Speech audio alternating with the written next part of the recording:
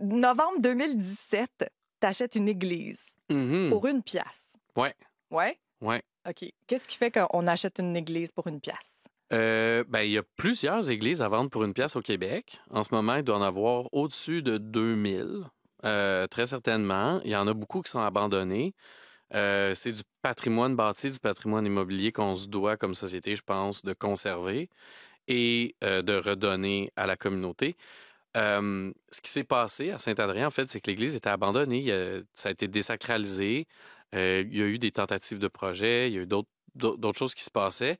Puis à ce moment-là, en 2017, ben là, ça faisait quelques années que c'était abandonné, puis qu'il n'y avait plus d'activité. Puis là, il fallait vraiment faire quelque chose.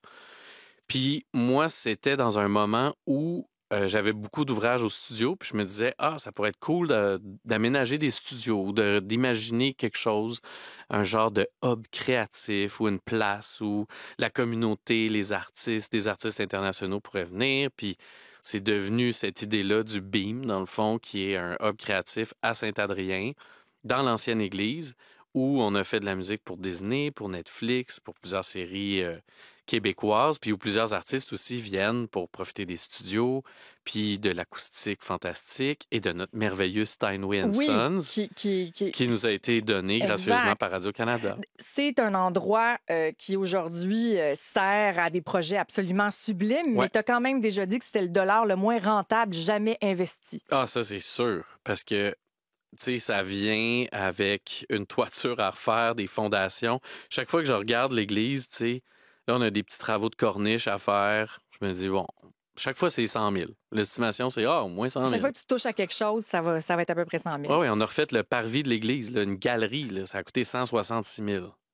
Okay. Puis là, la municipalité a contribué. Nous, on a contribué. Le député a contribué. Desjardins a contribué. Tu sais, tout le monde contribue parce que c'est le parvis de l'église. C'est l'endroit où on se rencontre le samedi matin pour le marché. Et tu es tellement créatif que tu chauffes cette église-là avec des ordinateurs. Oui. Des serveurs d'ordinateurs pour rentabiliser. On a une compagnie partenaire, en fait, qui a développé de la technologie depuis 8 ans.